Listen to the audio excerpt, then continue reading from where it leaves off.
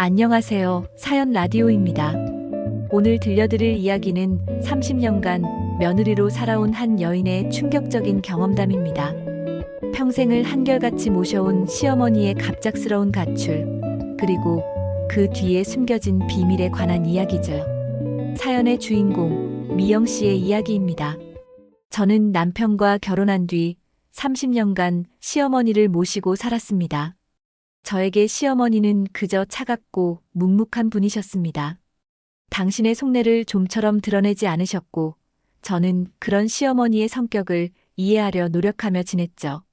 30년이라는 세월 동안 저희 둘 사이에는 말로 다 할 수 없는 깊은 벽이 있었습니다. 그날도 여느 때와 다름없는 저녁 식사 시간이었습니다. 시어머니는 말없이 식사를 하셨고, 저는 내심 섭섭한 마음에 조용히 국만 떠먹었죠. 그 순간 시어머니가 숟가락을 내려놓으시더니 저를 물끄러미 바라보셨습니다. 그 눈빛은 왠지 모르게 슬프고 쓸쓸해 보였습니다. 저는 혹시 편찮으신가 싶어 여쭤보았지만 시어머니는 그저 아니다, 밥이나 먹어라라고 말씀하실 뿐이었습니다.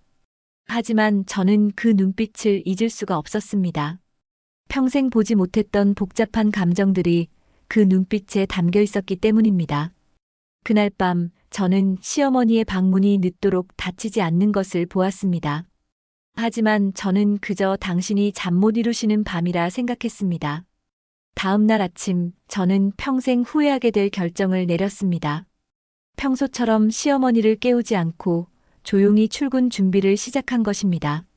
미영 씨는 그날 밤에 시어머니 눈빛이 그분의 마지막 모습을 보게 된 순간이라는 것을 전혀 알지 못했습니다. 평범했던 저녁 식사 이후 다음 날 아침에 벌어질 충격적인 사건을 상상조차 하지 못한 채 말이죠. 어제에 이어 미영 씨의 사연입니다. 30년간 모신 시어머니와의 마지막 저녁 식사 후 다음 날 아침에 벌어진 충격적인 일에 대한 이야기죠. 다음 날 아침 저는 출근 준비를 하다가 시어머니의 방문이 열려 있는 것을 보았습니다. 어머니, 벌써 일어나셨어요? 저는 그렇게 말하며 방 안을 들여다보았지만 방 안은 텅 비어 있었습니다. 침구는 가지런히 정리되어 있었고 시어머니의 옷가지도 모두 그대로였습니다. 그 흔적 없는 깨끗함이 오히려 저를 불안하게 만들었습니다. 저는 온 집안을 뒤지기 시작했습니다.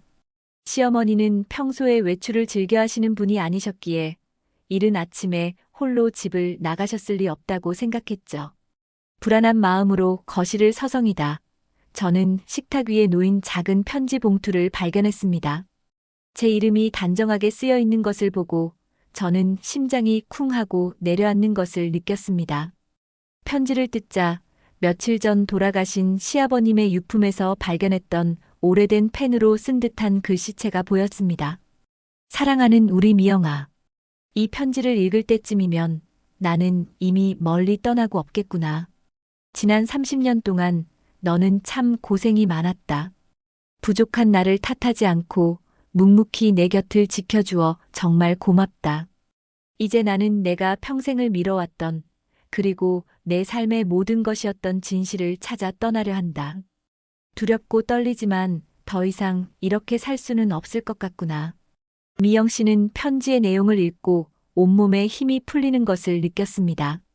30년간 함께 살아온 시어머니의 갑작스러운 가출, 그리고 편지 속에 담긴 알 수 없는 메시지. 시어머니가 떠난 진짜 이유는 무엇이었을까요? 미영 씨는 곧이어 편지 속에 담긴 시어머니의 충격적인 과거를 마주하게 됩니다. 미영 씨는 시어머니가 남기고 간 편지를 마저 읽어내려갔습니다. 30년 동안 베일에 쌓여있던 시어머니의 삶이 한 글자 한 글자 서서히 드러나기 시작했죠. 시어머니의 편지는 그녀의 젊은 시절 이야기로 시작되었습니다.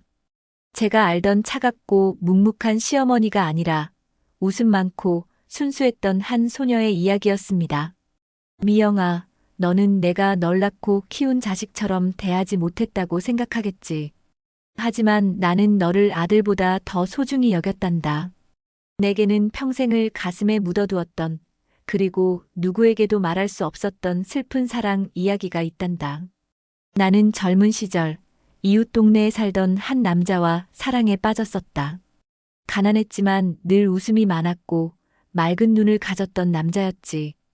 우리는 평생을 함께하자고 약속했지만 결국 이뤄지지 못할 운명이었단다. 집안의 반대와 가난이라는 현실 앞에 우리는 서로를 포기해야 했지. 내 부모님은 내게 다른 남자와의 결혼을 강요하셨고 나는 그 앞에서 아무것도 할 수 없었단다. 너의 아버지가 바로 그분이었지. 미영 씨는 편지를 읽으며 충격에 빠졌습니다. 자신이 아는 시어머니의 삶이 사실은 억지로 시작된 삶이라는 것을 알게 된 것이죠. 평생을 묵묵하게만 보였던 시어머니의 깊은 외로움이 편지 속에서 느껴졌습니다. 하지만 이것은 시작에 불과했습니다. 편지 속에는 시어머니가 평생을 가슴에 품고 살아온 더 큰 비밀이 숨겨져 있었습니다. 시어머니의 편지 속에는 미영 씨가 상상조차 하지 못했던 가슴 아픈 이야기가 이어졌습니다. 편지는 젊은 시절의 시어머니가 얼마나 힘든 시간을 보냈는지 담담하게 서술하고 있었습니다. 나는 그 남자와의 아이를 가졌단다.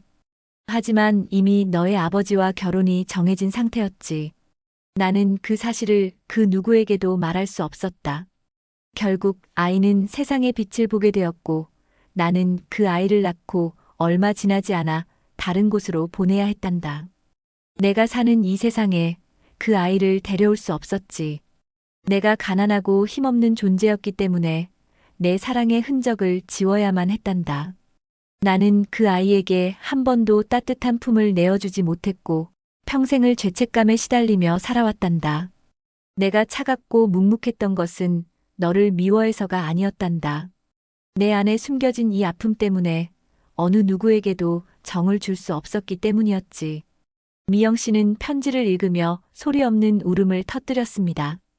30년간 시어머니를 차갑고 이기적인 사람으로만 생각했던 자신이 너무나 부끄러웠습니다. 시어머니의 마음속에는 평생을 골마온 상처가 있었다는 사실을 이제야 알게 된 것입니다. 하지만 편지는 여기서 끝이 아니었습니다. 시어머니는 이제라도 그 상처를 마주하기 위해 떠난 것이라고 말했습니다. 시어머니의 편지는 미영 씨에게 30년의 세월을 되돌아보게 했습니다. 자신을 향한 차가운 시선이 사실은 스스로에게 향한 자책이었다는 것을 알게 된 것이죠. 편지에는 30년간의 결혼 생활에 대한 시어머니의 솔직한 감정이 담겨 있었습니다. 나는 너의 아버지와 결혼을 하고 너희를 낳고 키우면서도 늘 죄책감에 시달렸단다. 사랑 없는 결혼이었기에 나는 너의 아버지에게도 너희에게도 진심을 다하지 못했다. 하지만 너는 달랐지. 너는 내가 차갑게 굴어도 묵묵히 내 곁을 지켜주었지. 30년 동안 너는 내가 평생 꿈꿔왔던 딸의 모습이었단다. 하지만 나는 너에게도 마음을 열지 못했다. 혹시라도 내가 너에게 정을 주게 되면 내 안에 숨겨둔 슬픔이 터져버릴까 두려웠지. 나는 평생을 그렇게 스스로를 가두고 살았단다. 미안하다, 미영아. 너에게는 좋은 시어머니가 되어주지 못했구나. 미영 씨는 편지를 읽으며 자신이 30년 동안 함께 살아왔던 시어머니가 사실은 자신이 알지 못하는 아픔을 홀로 감당하며 살아왔다는 것을 깨달았습니다. 그동안 쌓아왔던 서운함과 미움은 눈 녹듯 사라지고 가슴 깊은 곳에서 연민과 안쓰러움이 솟구쳤습니다. 하지만 시어머니는 왜 지금에 와서야 이 사실을 고백하고 떠난 것일까요? 편지에는 시어머니가 떠난 진짜 이유와 행선지가 적혀 있었습니다. 시어머니의 편지에는 30년의 침묵을 깬 마지막 고백이 담겨 있었습니다. 그리고 그 고백은 미영 씨에게 새로운 시작을 알리는 신호탄이 되었죠. 편지의 마지막 부분에는 시어머니가 떠난 이유와 행선지가 적혀 있었습니다. 이제 나는 내 인생의 마지막을 살고 싶구나. 평생을 가슴에 묻어두었던 아이를 찾아 이제라도 그 아이에게 용서를 구하고 싶다. 나는 이 편지를 쓰면서도 내가 그 아이를 찾아낼 수 있을지 확신할 수 없구나. 하지만 이대로 죽는다면 평생을 후회할 것 같아 떠난다. 나는 지금 경기도 외곽에 있는 소양리라는 작은 어촌 마을로 떠난다. 그곳에 가면 내 아이의 흔적을 찾을 수 있을 것 같구나. 미안하다. 그리고 고맙다. 미영아. 미영 씨는 편지 속 소양리라는 주소를 보고 그곳이 시어머니가 젊은 시절을 보냈던 고향이라는 것을 직감했습니다. 하지만 시어머니는 왜 지금에 와서야 그토록 숨겨왔던 과거를 고백하고 떠난 것일까요? 미영 씨는 편지를 읽자마자 남편에게 전화를 걸었습니다. 남편은 아버지가 돌아가신 후 어머니를 더 살뜰하게 챙기지 못했던 것을 후회하며 집으로 달려왔습니다. 부부는 이제 시어머니를 찾기 위한 여정을 시작해야만 했습니다. 30년간의 오해와 서운함을 털어내고 이제야 비로소 진짜 가족이 되기 위한 여정 말입니다. 미영 씨와 남편은 시어머니가 남기고 간 편지에 적힌 소양리라는 작은 어촌 마을을 찾아갔습니다. 그곳에서 미영 씨는 시어머니의 젊은 시절을 떠올리게 하는 풍경들을 마주하게 됩니다. 소양리는 서울에서 멀리 떨어진 시간의 흐름이 멈춘 듯한 작은 어촌 마을이었습니다. 저는 시어머니가 왜 굳이 이곳을 찾아왔는지 알 수 있었습니다. 그곳에는 젊은 시절의 시어머니가 사랑했던 남자와 함께 웃고 떠들었을 바닷가, 그리고 아이를 낳고 힘들어했을 작은 집이 그대로 남아 있었기 때문입니다. 저희는 혹시나 하는 마음에 마을 주민들에게 시어머니의 사진을 보여주었습니다. 하지만 대부분의 주민들은 고개를 가로저었죠. 이 동네는 외지인들이 잘 오지 않는 곳이라. 그렇게 희망을 잃어가던 찰나 마을의 한 낡은 식당에서 저를 아는 척하는 아주머니를 만났습니다. 어머, 혹시 김 여사님 손주인가? 아주머니는 저를 보자마자 반갑게 말을 걸었습니다. 아주머니는 며칠 전 시어머니를 만났다고 했습니다. 할머니는 옛날 모습 그대로야. 내가 평생을 기다렸다고 했는데. 젊은이, 김 여사님이 지금 어디 있는지 알아?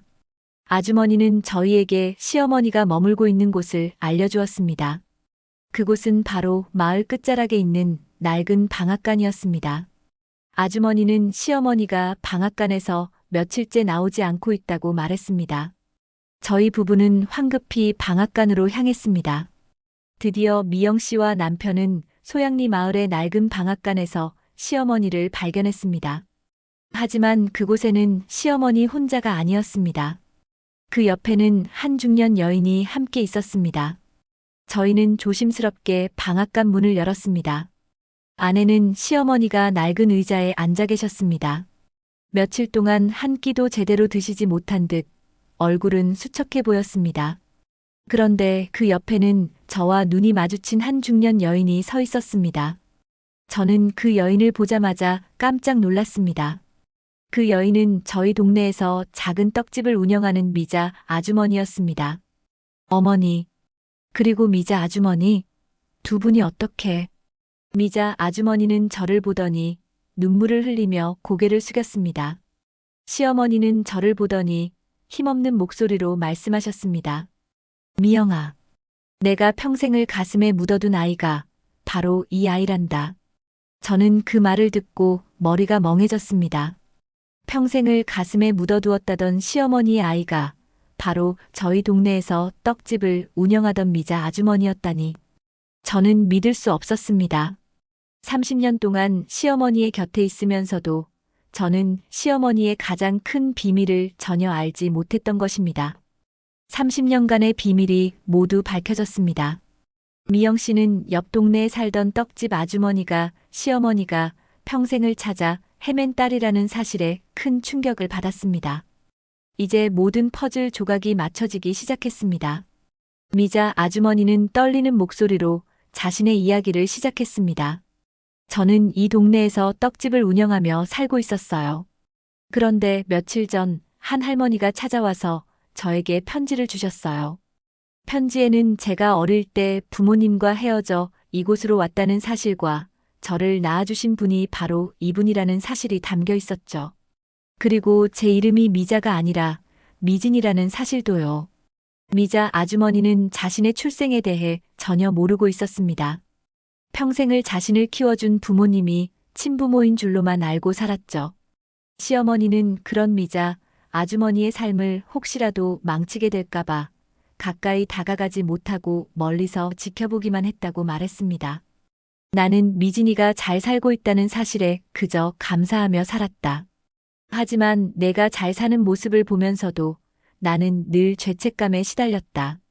혹시라도 너에게 내가 평생을 가슴에 묻어두었던 아이의 이야기를 하면 내가 상처받을까봐 두려웠지. 미영 씨는 시어머니의 이야기를 듣고 모든 것을 이해했습니다. 왜 시어머니가 30년 동안 그토록 자신에게 마음을 열지 못했는지, 왜 그토록 외롭게 사셨는지를요. 그리고 미자 아주머니는 자신이 평생을 궁금해했던 친어머니를 만난 기쁨과 동시에 30년 동안 자신을 그리워했다는 사실에 하염없이 눈물을 흘렸습니다. 모든 진실이 밝혀진 후 미영 씨와 시어머니 그리고 미자 아주머니는 서로를 끌어안고 눈물을 흘렸습니다. 30년 동안 쌓였던 오해와 서운함은 모두 사라지고 그 자리에 새로운 가족의 사랑이 싹트기 시작했습니다. 시어머니는 이제 미자 아주머니와 함께 소양리 마을에서 남은 생을 살고 싶다고 말했습니다. 미자 아주머니는 그런 어머니를 따뜻하게 받아주었습니다. 미영 씨는 시어머니의 결정을 존중했고 매주 주말마다 남편과 함께 소양리로 내려와 시어머니와 미자 아주머니를 만났습니다. 어머니, 이제라도 저희에게 모든 것을 털어놓아 주셔서 정말 감사합니다. 저는 어머니의 모든 것을 이해합니다. 이제부터라도 저희가 어머니의 진짜 가족이 되어드릴게요. 시어머니는 미영 씨의 따뜻한 말에 눈물을 흘리셨습니다. 30년간의 오해가 풀리고 비로소 진짜 가족이 된 순간이었습니다. 시어머니의 편지에는 30년의 침묵이 담겨 있었지만 그 침묵은 결국 가족을 향한 뜨거운 사랑으로 이어졌습니다. 이 사연은 우리에게 큰 깨달음을 줍니다. 때로는 우리가 겪는 오해와 갈등이 사실은 상대방의 아픔에서 비롯된 것일 수도 있다는 것을요. 겉으로 보이는 모습만으로 사람을 판단하지 말고 서로의 삶을 진심으로 이해하려 노력하는 것이 진정한 가족의 시작이라는 것을요. 오늘 사연 라디오는 여기서 마치겠습니다. 감사합니다.